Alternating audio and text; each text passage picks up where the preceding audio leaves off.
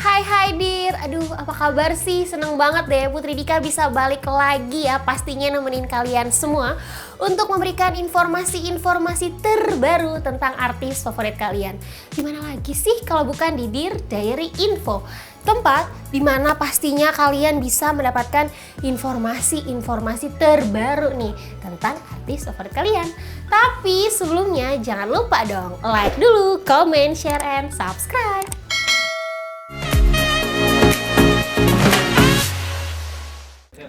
Dir, kali ini ya, aku tuh udah kedatangan tamu, seorang wanita cantik, tapi tuh kayaknya lagi heboh banget gitu di medsos. Kenapa? Soalnya ya, dia ini kayaknya ya baru aja 2 bulan menikah, terus tiba-tiba gosipnya udah selesai lagi, udah bercerai. Siapa sih kira-kira? Nah, aku kasih clue yang lain ya. Dia kemarin menikah dengan salah satu pelawak nih di Indonesia. Nah, bisa nebak? Ini dia, Eva Bellissima. Halo Mbak Putri. Apa kabar Mbak? Gini aja ya? Iya. Corona. Iya, Apa kabar Mbak Eva? Ya, alhamdulillah baik. Udah gak sedih? Udah sedikit lega lah sekarang. Jadi kemarin sebenarnya pernikahannya tuh gimana Mbak? Boleh dong ceritain aku, soalnya aku kaget loh Dir. Baru aja heboh, fotonya ada di mana-mana nih, baru aja nikah siri ya nggak sih? Iya, benar. Baru aja bulan madu. Iya. Aku baru lihat juga videonya, terus tiba-tiba aku lihat, lah udahan. Itu gimana Mbak ceritanya? Ya, jadi ceritanya itu kan saya menikah siri sama Mas Will itu di awal bulan 11. Nah, terus November ya? November ya, di 2020 lalu.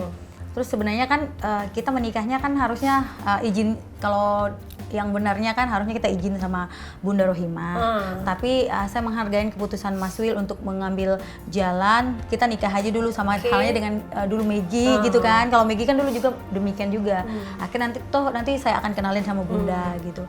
Dan ternyata setelah kita menikah kesebar ini kita foto pernikahan kita sebelum kita ngomong ke Mbak Rohimahnya, Bunda Rohimah. Akhirnya udah heboh duluan. Iya, jadi buat pas kita pergi honeymoon waktu itu liburan ke Lombok, aku juga shock ternyata Bunda Rohimah ambil langkah gugat cerai. Oke. Dia kayaknya marah benar gitu kan, ya. Tapi kan berarti kalau misalnya akhirnya si foto itu tersebar, itu kan ada orang dalam nih Mbak. Itu siapa kira-kira yang bantu blow up ke publik? Itu sih aku nggak tahu. Kita juga bilang kan nggak usah dulu, kan kita ini pernikahan kan secara diam-diam. Harusnya aku udah bilang sama Mas Will, aku maunya ketemu sama Bunda Rohimah dulu, barulah itu bisa kita publikasikan. Tapi ternyata udah mungkin ada beberapa di situ kayak kawannya Mas Kiwil yang nggak tahu sih, saya nggak tahu juga rame sebenarnya di situ. Rame, kita juga bukan hanya kita aja, tapi rame dan banyak ambil foto juga kan. Terus tentunya padahal kita udah bilang jangan diinin deh, dulu kan dia belum dia publish karena kan kita belum ketemu Bunda. Akhirnya pas saya pernikahan 1 bulan setelah pernikahan itu kita ke Lombok kan, dan Bunda benar-benar marah, dia gugatan cerai, dan gue shock banget. Gue bilang sama Mas Will, gimana ini, kita harus ketemu Bunda. Ya saya juga sebagai perempuan kan, saya kayak aduh kok jadi gini sih gitu, kayak sedihnya atau kesalnya di situ. Tapi emang kenapa akhirnya Mbak Eva yakin ya udah nikah dulu tanpa ada restu dari Mbak Rohimah? Ya, kenapa saya yakin? Karena apa saya juga gini, Mas Will itu kan dia pria dewasa, dia bikin saya nyaman, dia bikin saya happy ya, dia dengan kesederhanaan dia.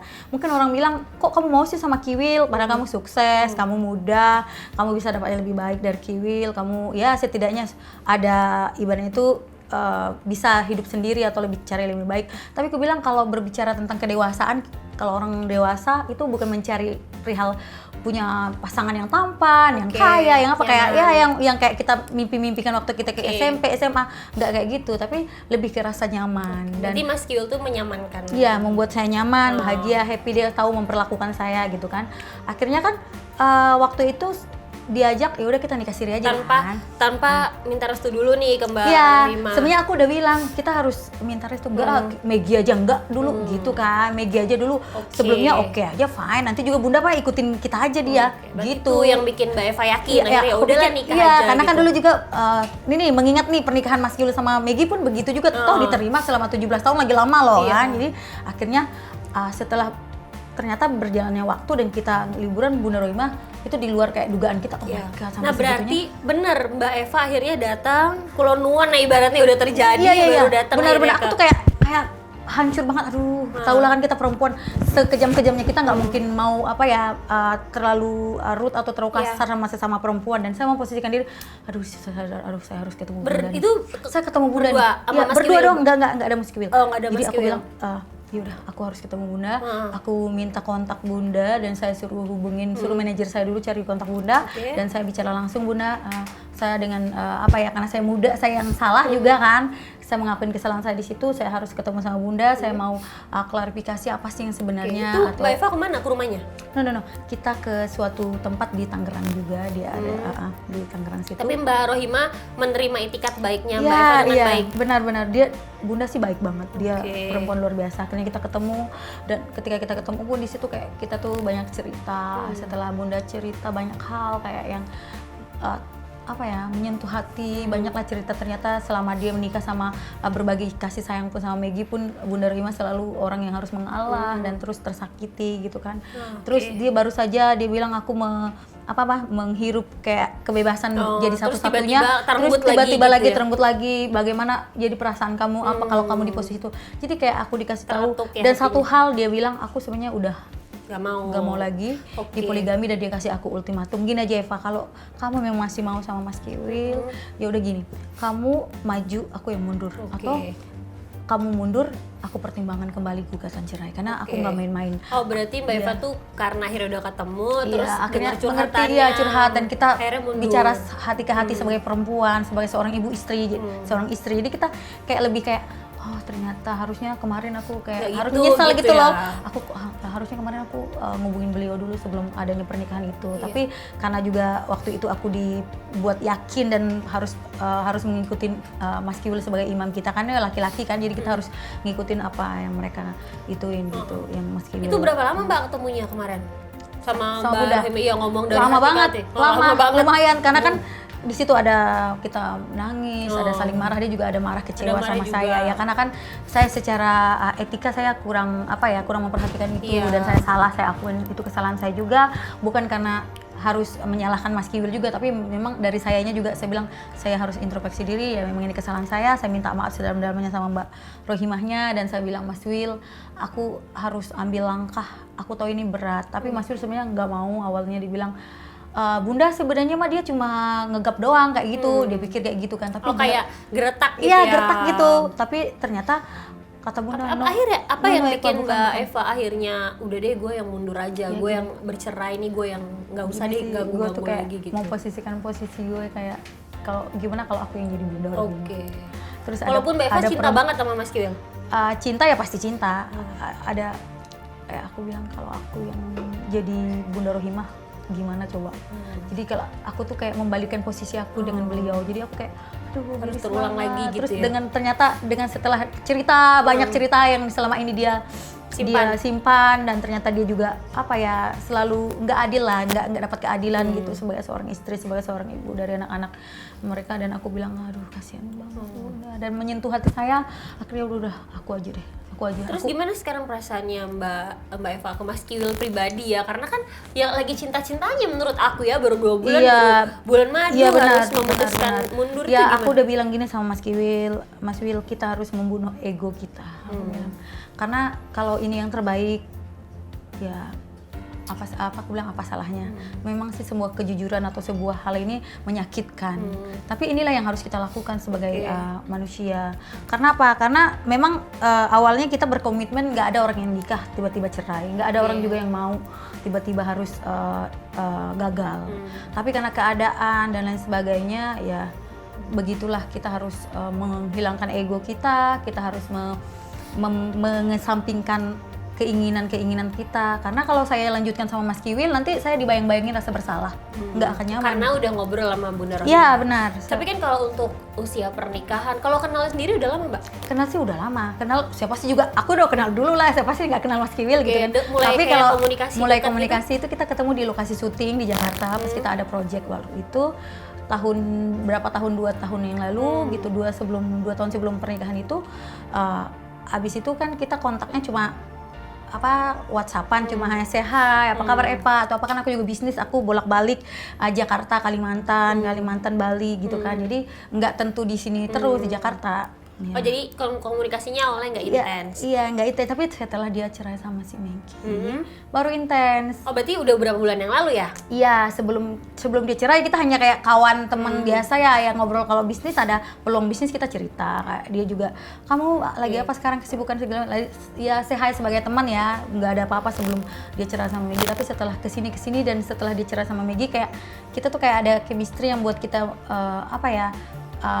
nyaman saling, karena dia juga suka enak diajak curhat, kayak dia kan orangnya juga pinter ya, memberikan kayak wejangan. Tapi kan pada saat itu Mbak Eva tahu ya kondisinya dengan Mbak Rohima tuh lagi rukun-rukunnya nggak sih?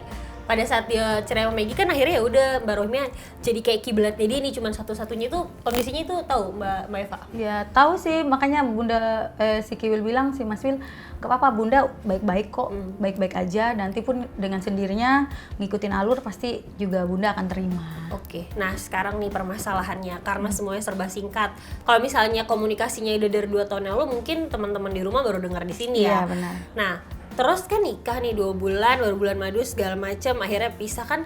Kesannya tuh Mbak Eva walaupun katanya sih tadi karena terketuk hatinya ya, iya, dikasih kan, ultimatum juga dan terketuk hati, tersentuh hati, akhirnya saya yang harus mundur, toh juga saya baru kan. Nah, karena Kiwil ini public figure, akhirnya kan banyak nih asumsi netizen yang enggak. Salah satunya adalah, Kiwil nih pasti settingan, tuh gimana tanggapannya? Ya, karena kan kayaknya gini, kalau saya sih dibilang settingan atau dibilang apa, mau gimana pun, mau sebaik apapun, pasti orang akan mencari-cari celah untuk menjatuhkan kita atau untuk menyinyirin kita. Tapi apapun itu yang orang gosip-gosip beredar di luar sana, biarlah kami aja yang tahu. Semuanya kebenaran ini adalah tetap kebenaran, karena kita juga nggak harus menunjukkan atau berkuar-kuar, ini bukan ini segala macamnya, nggak. Karena apa? Karena ini kebenaran, kita benar menikah, nggak ada orang yang mau mempermainkan pernikahan, nggak ada juga orang yang mau cerai, nggak ada juga itu planning orang menikah terus cerai, nggak mungkin juga seperti itu.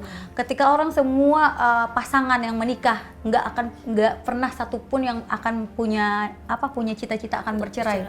Karena kalau kita menikah ya pasti akan long panjang gitu panjang ya. Sampai akhir. Terus gimana Mbak itu kamu nanggepinnya, kayak netizen kan udah terlanjur, aduh ini siapa sih mau naikin popularitas awalnya sih gue kayak kepukul juga sih kok sampai segitunya sih. Tapi ya namanya juga Mas Kiwil udah bilang, kamu kan nikahnya sama public figure, pasti ada hal-hal nanti yang sentilan-sentilan seperti itu.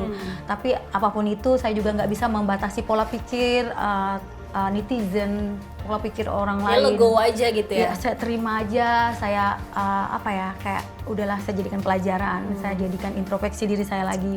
Tapi kalau pernikahan nggak ada settingan, kita yang benar menikah, kita yang benar itu. Dan kalau soal pernikahan singkat atau ini kan takdir kehidupan, nggak ada orang yang mau. Ada juga orang nikah 1-2 hari juga bisa cerai, bahkan entah cerai karena kematian atau cerai hidup atau cerai mati atau cerai karena ada suatu hal, bahkan seminggu, 2 minggu, sebulan, 2 bulan ada. Kita nggak bisa kayak mungkin karena kayak jodoh, maut, itu semua kan di tangan yang di atas, tangan Tuhan kan. Jadi kita nggak bisa membatasi atau memberikan ruang lingkup hanya singkat, settingan. Ya kali semua, kalau itu terjadi sama Anda, kalau Anda dikasih kat, Anda juga bilang settingan.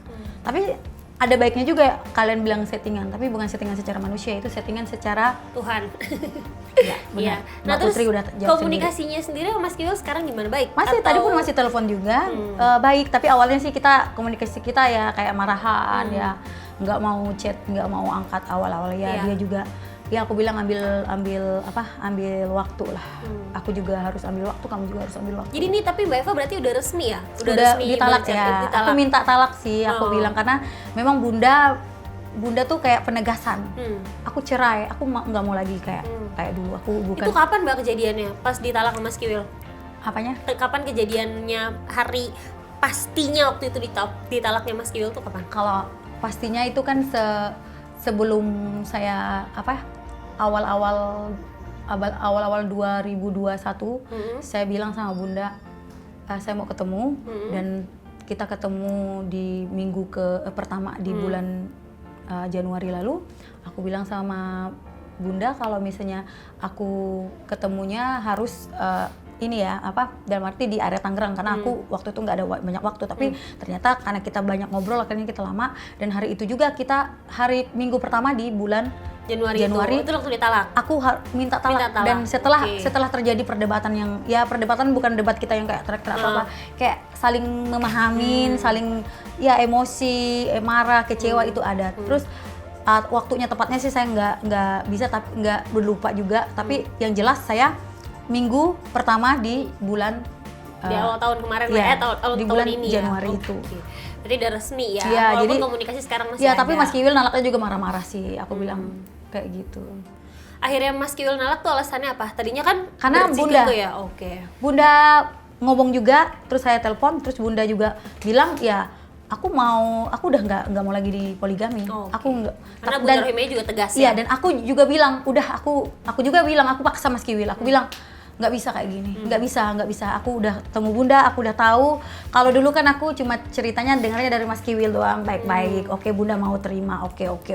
Tenang saja. Ternyata ya aku ngerasa juga ada dibohongin juga lah. Jadi mungkin kesal di situ juga aku kayak, Mas, kamu bilang Bunda kemarin gini.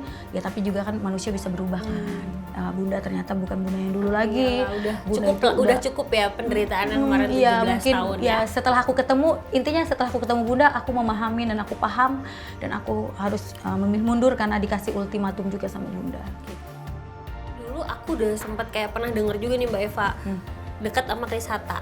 Nah sama Chris Hatta itu bukan dekat. Apa itu? Aku tuh temannya Chris Hatta waktu kecil, bukan pacaran, enggak. Tapi yang sempat heboh juga tuh ya? Ya itu karena bukan settingan? Enggak.